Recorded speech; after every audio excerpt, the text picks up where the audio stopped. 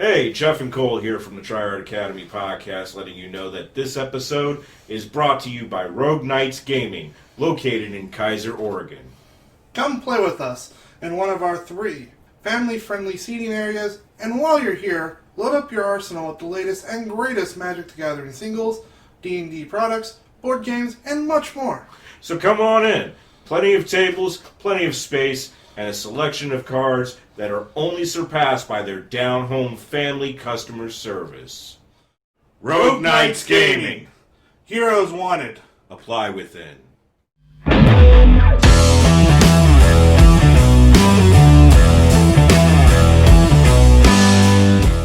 Hey, it's Cole here. And this is Jeff. Welcome on into another episode of the Tryhard Academy podcast, where it's always better to get good rather than get wrecked. And this time around, we have quite an episode for you.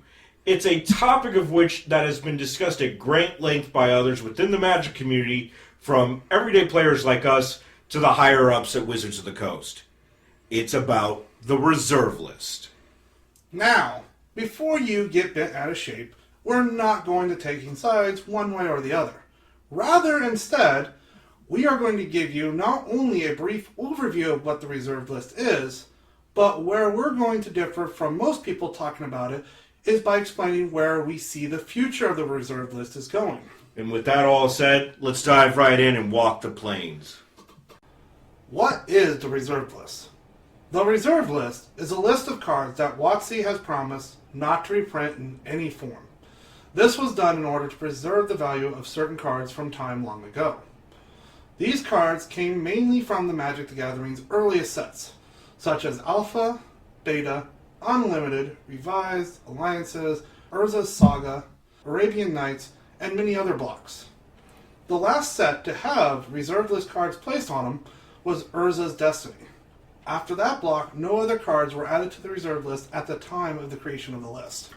At the time the reprint policy was created for the reserve list, there was a loophole in place where Wizards of the Coast said that they could reprint certain reserve list cards for premium product releases, such as in the cases of dual decks and from the vault product releases, just to name a few.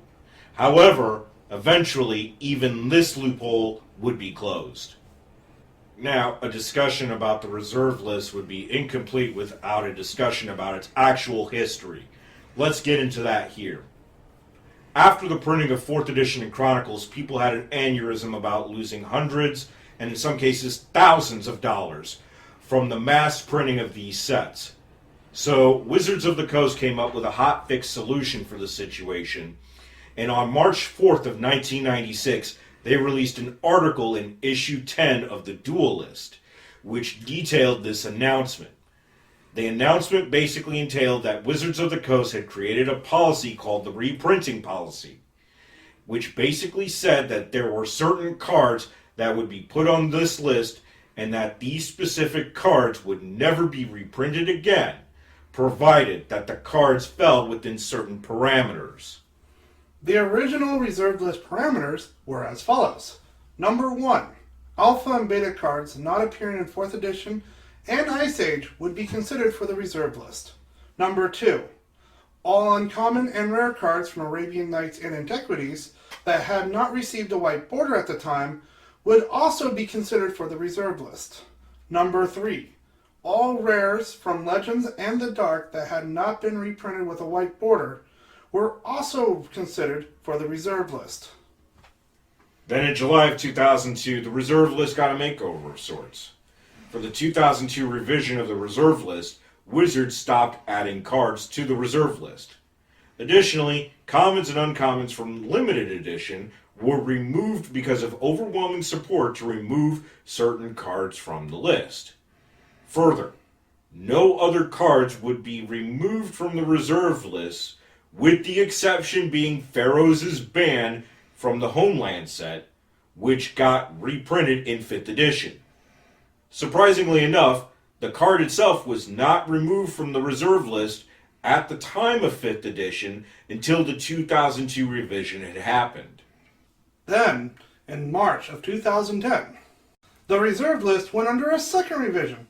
After the printing of the dual deck, Phyrexia versus the Coalition, and the release of From the Vault relics, along with some other notable reprints in the form of Judge promo reprintings, certain cards got reprinted from the reserve list using a loophole in the policy as related to premium foil cards.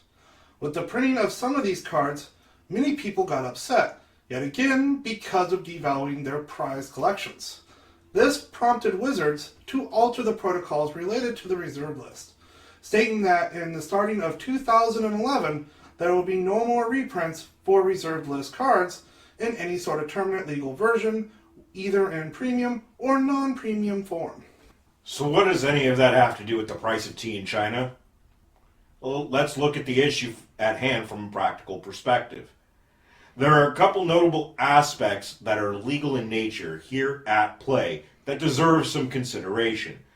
The first of which is promissory estoppel, and the second of which entails deceptive trade practices. Let's look at each item separately. First, let's look at deceptive trade practices. You'd think that this was a no-brainer concept, fairly common sense. You do business with a company based on the fact that some company promises to perform some service or provide some product in exchange for financial compensation. You pay them to do a job, and they do the job for you. Fair enough, right? Right. Well, to protect the consumer from a business screwing over the consumer, a number of states have enacted some variant form of Texas's Deceptive Trade Practices Act of 1973, which basically states that if a company does not act scrupulously and the customer is financially harmed in some form or fashion, that the company can be sued for financial damages incurred in the course of doing business with the company in question. In specific, the law is supposed to protect against false, misleading, and deceptive business practices, as well as unconscionable actions and breaches of warranty, among other things. For the sake of ease and comfort, since we don't want to turn this podcast into a law school class, we've left a link in the references section in the YouTube description if you want to look more into that. Oh, and a quick fun fact before we forget and while we're at it. The state of Washington, where Wizards is based out of, has a variation of this law on their books to protect consumers as well. However, even though Washington state statute also prohibits acts or practices that are considered unfair, the statute itself does not define unfair or the concept of unfair. And more importantly, Washington law has not yet defined the term to this day as of the time of this recording. Now that we've looked at the DTPA and deceptive trade practices as a concept to some degree, let's now look at the legal concept of promissory estoppel. Cornell University's Legal Information Institute defines promissory estoppel as the doctrine allowing recovery on a promise made without consideration when the reliance on the promise was reasonable and the promisee relied to his or her detriment. What that means on paper is this. Let's say, for the sake of example, you, the consumer, buy from me, a retailer, a collection of Elvis Presley plates, of which I, the retailer, am the creator of said collector's plates.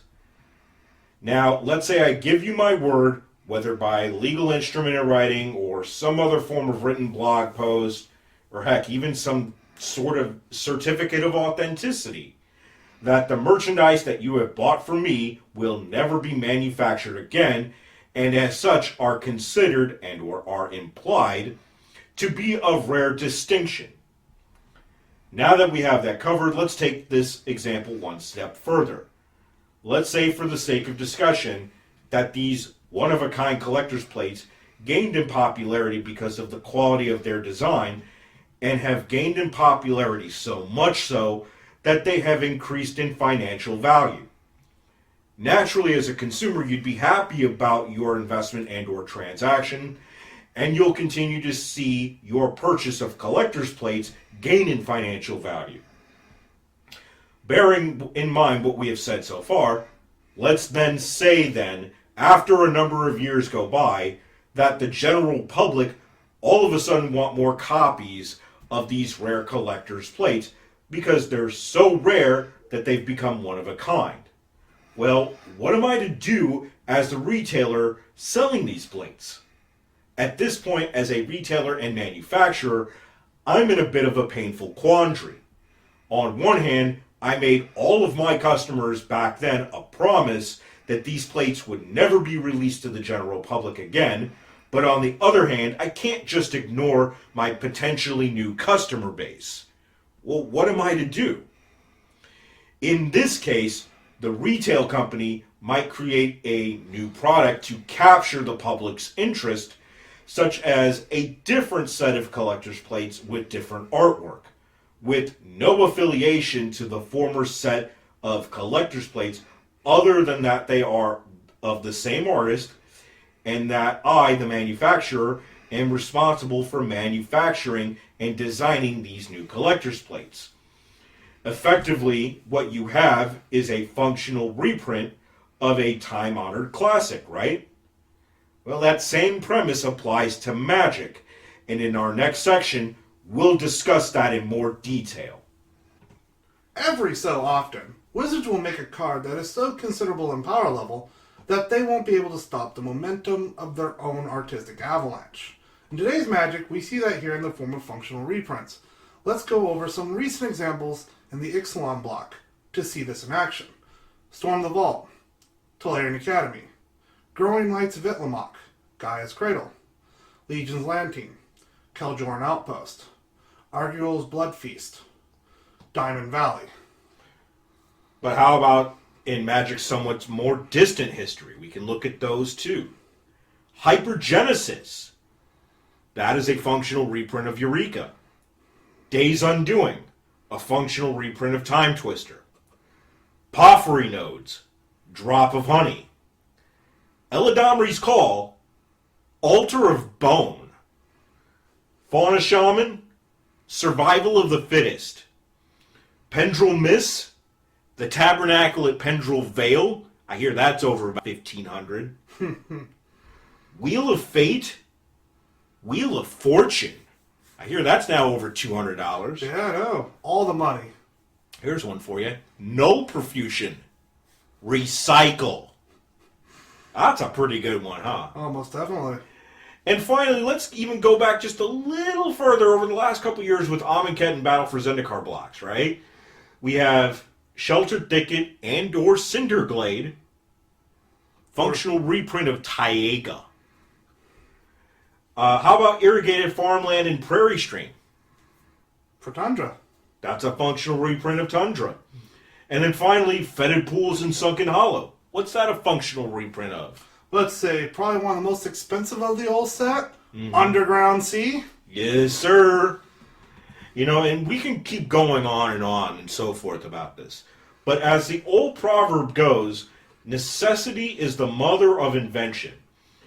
And the only thing that remotely dwarfs human curiosity and stupidity, frankly, is human ingenuity. So, what's the takeaway from all this? Short of WotC going out of business, or for some reason such laws getting repealed on a state and federal level, the RL isn't going anywhere. But that's not necessarily a bad thing for newer players. Cards on the RL might never ever get a reprint by name, but what we are and have been getting are functional reprints of older, more powerful cards that may result in future fluctuations in the secondary market while maintaining investor confidence. But let's make no mistake about it. Magic the Gathering as a game has been around for 25 years plus now, and is showing very few signs of stopping anytime soon. In the near, not so far future, we here at the Academy would not be surprised to see a completion of the Tango land cycle from Battle for Zendikar, nor would we be surprised if we saw the completion of the bicycle lands from Amonkhet as well. Additionally, it would not surprise us if we saw color-shifted variations of classic mechanics on other cards. For example, We saw Vault of Catlicon act as a pseudo-Tolarian academy out of rivals of Ixalan. Well, what if WotC decided to do something very similar with that concept, but made it red mana instead of blue? I like it. How about a Gaia's Cradle that produces white mana instead? That seems pretty intriguing. Or here's another one. How about a Cabal Coffers in green that produces mana based on the number of forests you control? You're talking about Sasea Oroki Ascendant on a land. Mm-hmm. That's dumb. I like that. You know, the possibilities really are endless now that you mention it. And really, it doesn't even have to end with mana. How about a functional reprint of Chains of Mephistopheles? Ooh, fun, yeah! How about a functional reprint of Survival of the Fittest that's in both black and green? Oh yeah, no, most definitely. Like, you saw that with Fauna Shaman. Oh yeah, most definitely. And even that's still mono green, but it can still be done with black-green. Oh yeah, most definitely. That's a very black-green ability. How about, here's one for you. Better yet. How about a dredge creature with Transfigure stapled on it? Dude, you're asking for too much. You know that, right? Look, yeah, I think you're asking for a little too much here. I mean, granted, Shenanigans is a card out of Modern Horizons. You're not wrong. But Morrow did mention that he thought Dredge was a busted mechanic. That storm scale is there for a reason. Oh yeah, no, most definitely. But before we digress any further, with that all said, that's about all the time that we have for this episode of the Tryhard Academy podcast. Thanks for listening, and as always, feel free to leave a like or a comment, and feel free to share this video if you like our content. And as always, it's always better to get good rather than get wrecked.